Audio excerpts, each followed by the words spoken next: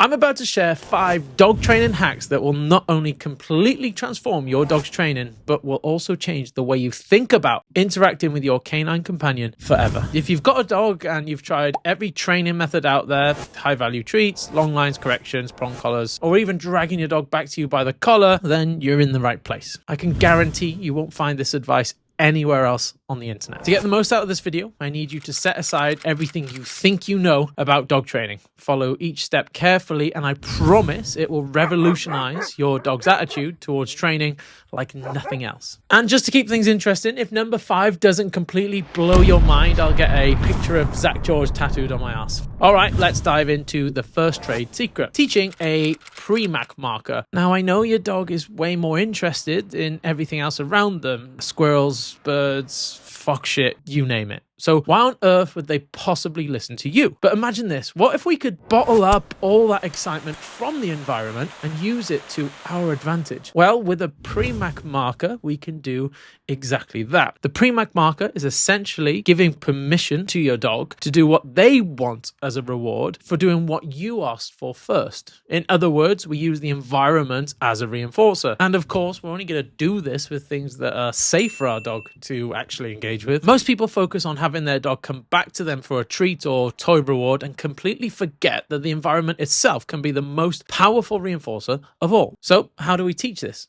Here's how. So if we want to teach the Preac principle, super important that we first have a leash on our dog to make sure that we're able to stop them just shooting off and going and getting the toy or the ball or whatever we might be using. So I got a toy here for my dog Stark. I'm going to use a collar. The first little thing I'm going to do is I'm going to take the toy, I'm going to throw it, and I'm going to hold him back. I might want to do that with a leash, or potentially I can grab his collar. Some dogs don't like having their collar grabbed, so just be careful of that. Once I have my dog's desire to want to go and get the thing, I give my new marker, and then I release the dog. So our marker is Tango, as in the drink. Without further ado, I'm going to take my toy, whatever my dog wants. I'm going to take him on leash, I'm going to take it out, I'm going to throw it over there, I'm going to give my word, Tango. I'm going to release the dog. I might want to do this for a day, 2 days, for 10 reps, 20 reps, until my dog starts to understand that word means go and get it. So the next step, we're going to ask our dog to do some really simple obedience. So we might use a sit, might use a little bit of eye contact, but we're going to give our command, Papa. We're going to then hold the leash to make sure our dog just doesn't bugger off. He might get up here and I might just use a bit of leash pressure to bring him back into behavior. Once that stabilizes, Tango. The dog should hear it and then shoot because we've conditioned that. This marker must be different to our come to me marker, but I'm going to show you how to do that later on in this video. So then once we have that, the same rules apply. I don't want to give him all the leash in the world, Papa.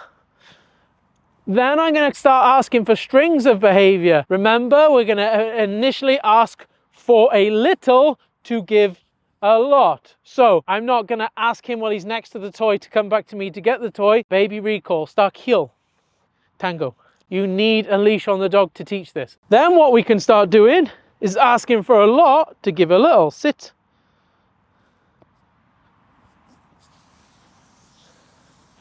Stark heel,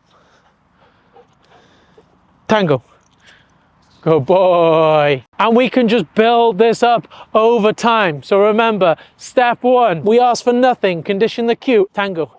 It's different to our come to me cue. Step 2, Papa. A little bit of obedience. The command your dog knows easiest, Tango. If he doesn't respond to your go away marker here or your Preac marker here, you might want to encourage him, run with him. How that might look. Drop, Papa. Papa, he broke the command. Tango, we might go with the dog, okay? And we go together, that's fine. So you might not just respond to the word straight away. Over time he will, no problem. Then once we get good, Stark heel, we can start throwing Tango. More complex things together. I don't expect your dog to do a great long focus heel here, but good one for recall. I hold the leash so he can't go and get it.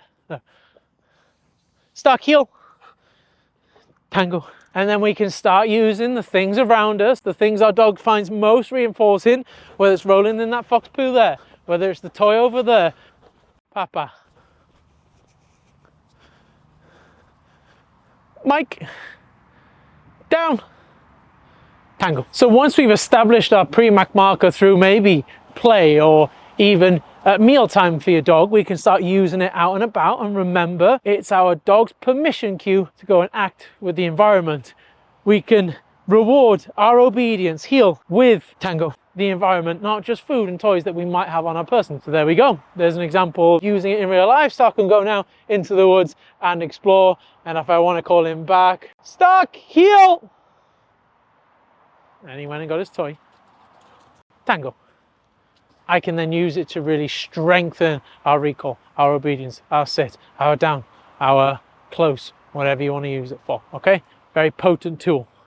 And he's doing a pooper. This method, known as Preac principle or grandma's law, because like grandma would say, finish your chores and then you can go and play. It's a powerful training tool, and once you harness it alongside the other tips I'm about to share, it'll change the game for you and your dog. In practice, it's like when the missus says, do the dishes and then you can go and play a round of golf with the lads. Guess what? Those dishes are getting done and they'll be spotless.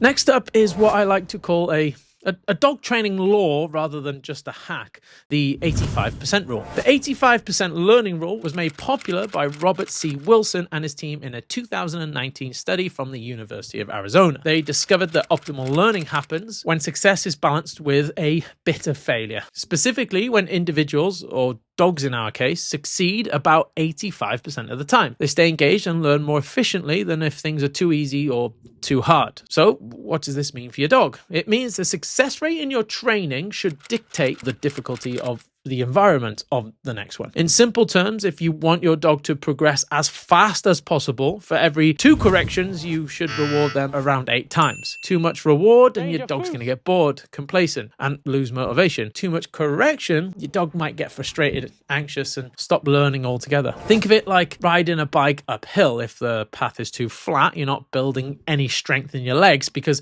there's no challenge. But if the hill is too steep, you're going to struggle, lose momentum, and probably give up. But when the incline is just right, challenging but still manageable, you keep going, you get stronger, and you make progress. That is the 85% rule, the perfect level of challenge that keeps your dog learning and motivated without burning out. Now, how does this look in principle? Let me give you a quick demo. So I brought out Mira and Abbas to help us demonstrate the 85% rule with a little bit of recall. I'm going to act as a distraction. Abbas is going to obviously be the handler for his dog. If she comes back to him, she's going to get paid with food. She fails to respond to the recall, he's going to use a little bit of leash pressure to get her to respond. It's my job as the distraction in this rehearsal, which we should be doing for all of our dogs' obedience, to dial up and down my level of distraction based on the dog's level of success. So if we're at 100%, my job, make things harder for Mira.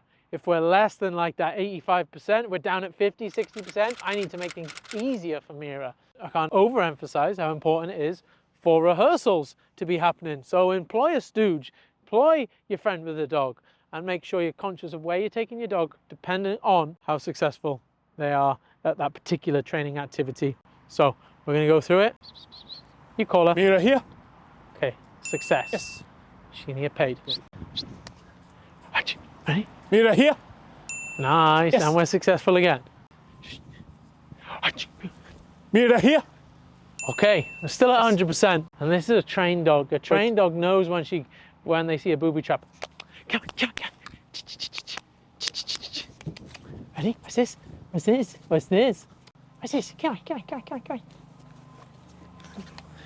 Good girl. Good girl. Mira here. Nice. Okay, we're at 100%. I'm gonna try and make things harder. Oh. Oh. Good, we'll give her that one. Good, you can pay her for that. Yeah. Good girl. Clever girly, clever girly. I got it. I got it. Mira here. Okay, we're still at 100%. What's that, 5 from 5? That's good, okay, we make it harder. Now I have a toy. Now I know Mira likes a toy. Mira here. Nice, now we're 6 from 6, that's good. Mira here. Whoa! Yes. Good girl. So now I can really up the ante. Now, what constitutes as a failure here? If Abbas needs to use the leash to bring the dog back, that is a failure. And if we get too many failures, we compensate for that in how difficult we're making it for our dog. Mira here. Nice. Still at 100%. Too easy. We can afford a failure now because we've got money in the bank. We're at 100%. Mira here. Nice. Nice. Okay, that's good. I'm gonna go get her friend Starkey out. That might set her off. Mira here. Yes. Oh. Echo. Mira here. And that was our first failure because we had to use the leash and call her. Mira here. Nice. Yes. Very nice. Okay. So there you go. We did a session. We maybe done 12, 15 recalls. We had one failure in there. Who knows what our success rate's going to be. Perhaps we could even afford a second failure or two. But we just need to be considerate that our success rate is high, our failure rate is at that 10, 15, 20% mark is okay. If we're up there, we got high scores, 90, 95%, 9 out of 10, let's call it, we can afford to make things harder. But if we're maybe 5 and 6 out of 10, I have to make things easier. That could dictate where we take our dog, what we put our dog in front of, how much of a distraction our stooge is being is going to dictate our progression.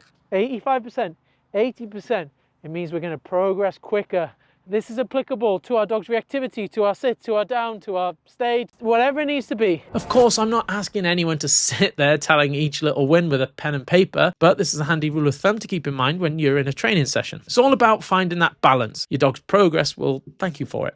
Okay, so we're all guilty of this next one. We all talk to our dogs way too much, right? And somewhere in that stream of verbal diarrhea, we toss out a few words that we hope will carry important meaning for our dogs later on, like their name. We use it for everything, to get their attention, to interrupt them, even to chastise them. But here's the kicker. We then expect the same sound, because let's be real, that's all it is to our dog, to be super meaningful in a specific context later on, like recall. Spoiler alert, it doesn't work. Instead, use a word or sound that's rarely, if ever, part of everyday conversation, something artificial like a clicker or a whistle. This ensures that when we use it, it's for special occasions, not every moment of the day. Think of your marker or your important cue like a battery pack. It's got to be charged up with energy before it can power anything, right? Well, your reward marker needs to be charged with value before it means anything to your dog. Here's how I charge a basic reward marker, and you can try this at home today. So how do we teach that all-important marker or cue that we're going to use for recall, or maybe our reward marker, so it's potent, it's reliable, and it's powerful? Okay, so I'm going to show you the Newton's cradle method. This is a variation of a method to load a marker that loads of dog trainers use. We have a slightly modified version though. I'm going to use Ranger again. The reason I'm going to use Ranger is I'm going to pick a word that he's might never have heard before, definitely not a marker to him before, and we're gonna see how quickly we can make that marker word important. As I mentioned, I don't like to use his name for the recall, and this is why you might hear me saying funny words in either German or the phonetic alphabet with my dogs, because they're not cropping up in everyday conversation. I want something to be potent and important to him. So we're gonna pick a word, we're gonna use carrot cake, and we're gonna make that our marker. Again, leash and collar for this, and I would actually normally use a flexi lead for this, but I got some hate online for using a flexi lead, so okay. So without further ado, we take something our dog wants. If you don't follow the last step of this video, you're probably not going to be able to achieve this, so take note of this, but follow the last step of the video. Very simply, I'm going to deliver my marker, throw some food, deliver my marker, throw some food, and then when he picks his head up, I'm going to deliver my marker again, I'm going to move away from him, and I'm going to give a jackpot reward, so a handful of food. Okay, as you can see, all my dogs are food motivated, and that makes training nice and easy for me. And if you follow the last step of this video, I'll show you exactly how to achieve that. So without further ado, the Newton's cradle method, because if you've ever seen one, it looks a bit like a Newton's cradle. Give the marker, throw, give the marker, throw. Why am I throwing? To instigate our dog's prey drive, reinforcing in itself. We got the food that's reinforcing, and the desire to catch, and the jackpots, and the desire to even sniff and find the food as well. We've got loads of reinforcing ingredients here associated with my marker, so when my dog hears it, he should prick his ears up. But here's how we're going to do it. Carrot cake. And let him eat the food. When his head comes up, I'm going to give it again. Carrot cake. He's not going to know what it means to begin with. Carrot cake. Carrot cake. Carrot cake. Carrot cake. And we'll go again. Carrot cake. Carrot cake.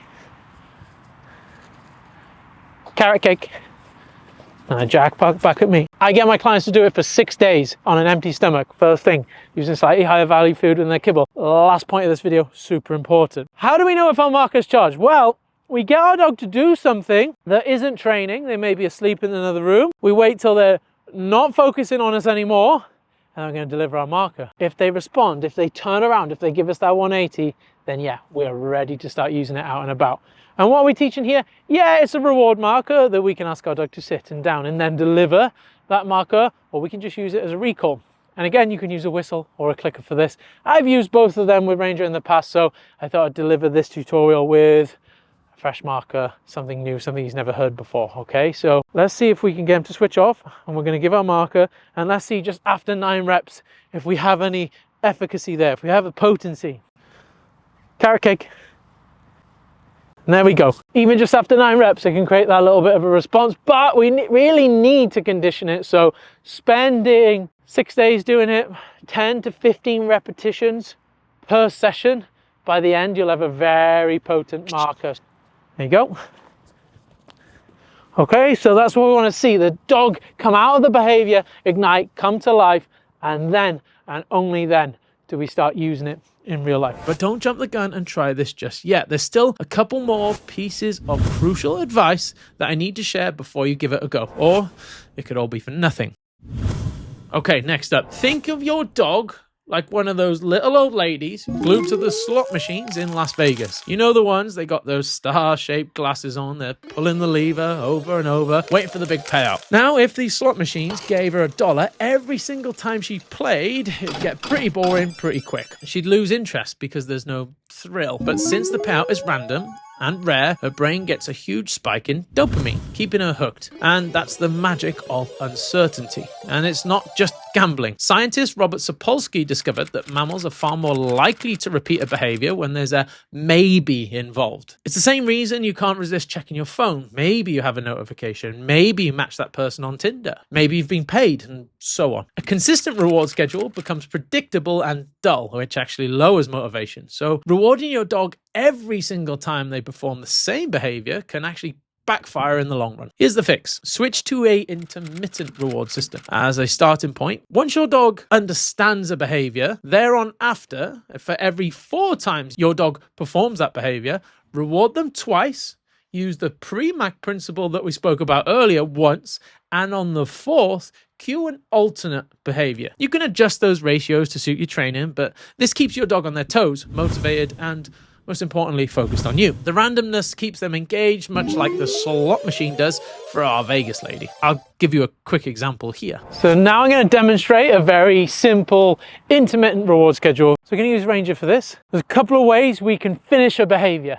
We can reward the behavior. We can release the behavior, so release the dog into the environment using our Preac marker, or we can give an alternate behavior. It's almost impossible to not reward a behavior in a sense, because if the dog gives the behavior, the release is a reward, the food or toy delivery is also a reward. So if we want to not reward the behavior to create that intermittency, then we want to tie on an alternate behavior instead and perhaps reward or release that, okay? So I've got Ranger in front of me. I'm going to be calling him to heel, and I'm going to call him to heel 4 times in total.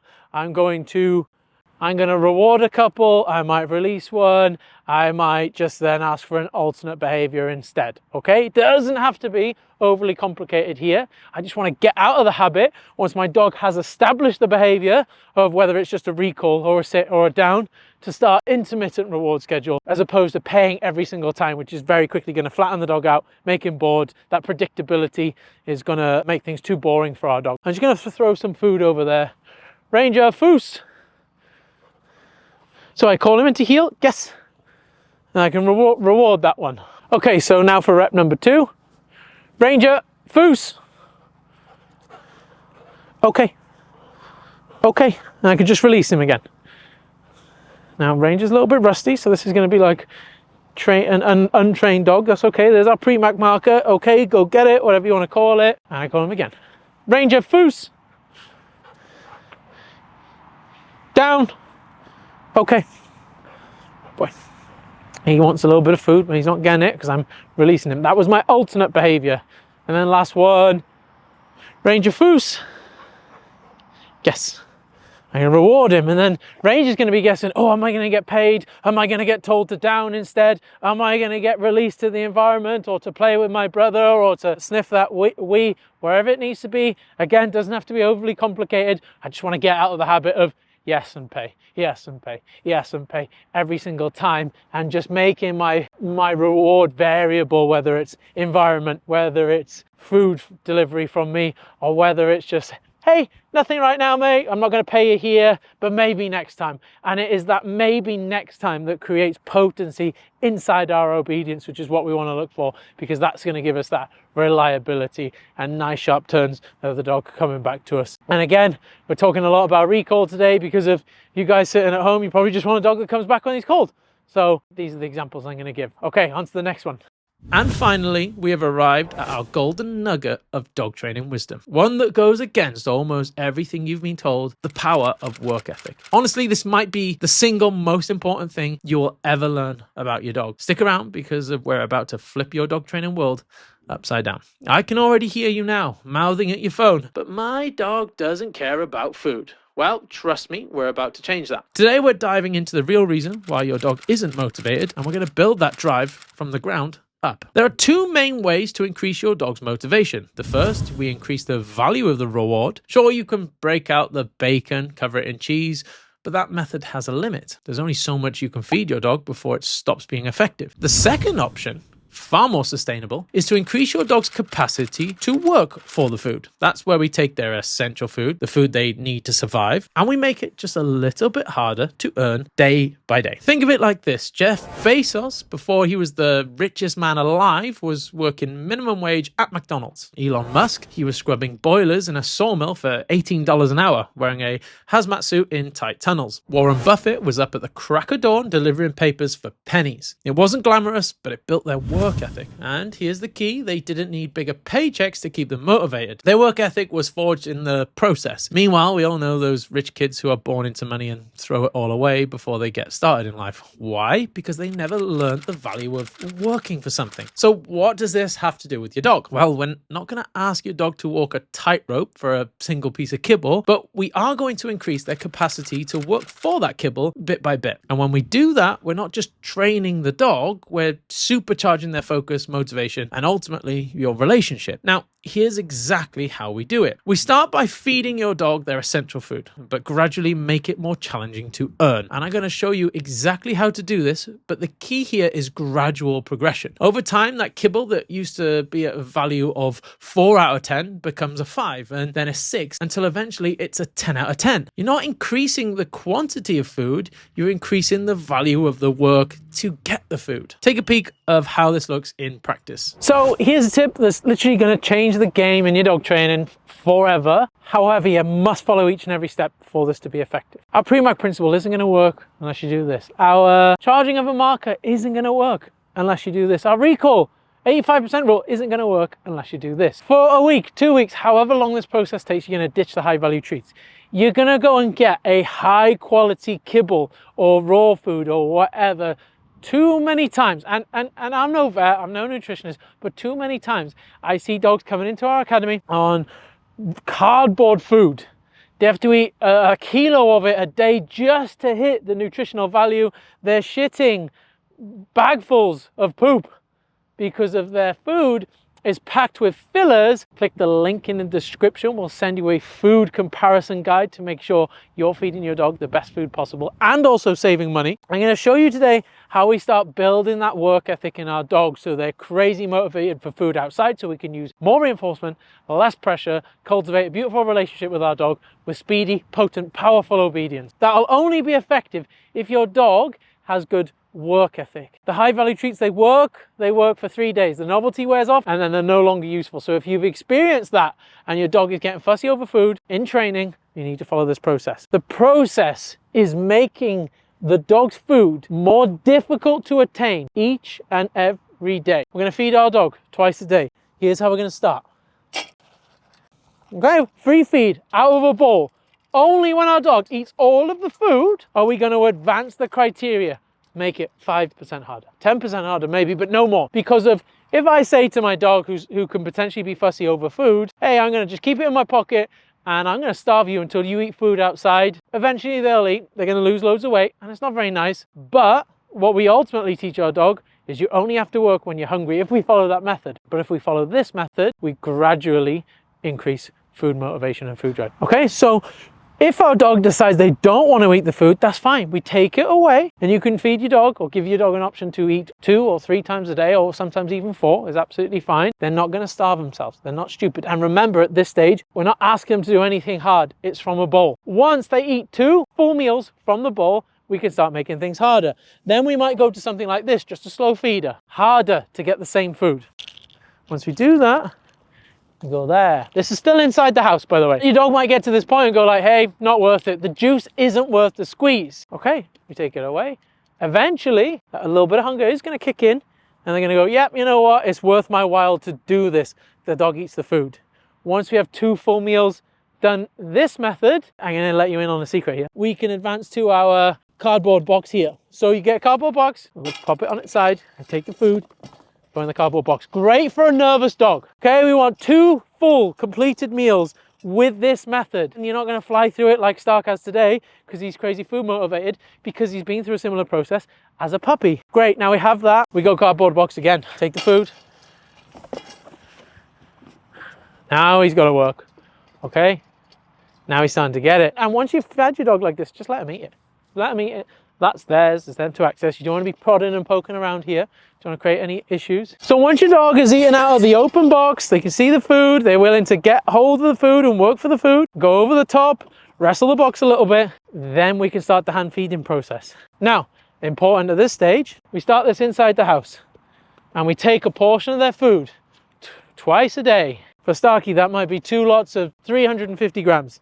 If your dog doesn't know the fancy heel or the spins or anything like that, or go into the middle, it doesn't matter. Just get them used to following the hand. Boy, good lad. And we're just upping the ante. We're saying, hey, is this juice worth the squeeze? I'm not going to use my marker here because I only want to use my marker when I have motivation. If I have no motivation, I don't want to charge a marker. So many people trying to charge a marker teach a recall and the dog doesn't want what you have. We have to build that want and desire first, and with methods like this, that's how we do it. We've completed 2 full meals. Then we're going to head outside the house. And then we do the same thing again. We might just do some chasing. We might just do some heel work. Good lad. We might do some middles. Okay, doesn't matter. Your dog doesn't need to do the fancy stuff. You don't need, at this stage, a crazy good communication system. You want crazy motivation first. Then we can install the communication system because we have the motivation. You're not going to get anyone to work for you if they've won the lottery. Once our dog is then willing to work just in the garden, it's fine. You don't need to do this out and about for their regular food. Only then would I ever think about incorporating any non-essential food. So we might take our pate like I used in the Newton's Cradle video earlier and start loading a very potent marker that way. But if you skip these steps, no training is going to work. And we're playing fair on the dog every single day, every single meal, just a little bit harder to attain. Then, only then, do we get the work coming from within, not external stimuli. You have to remember, a lot of your dog's problems, reactivity, their issues come from within, big feelings inside.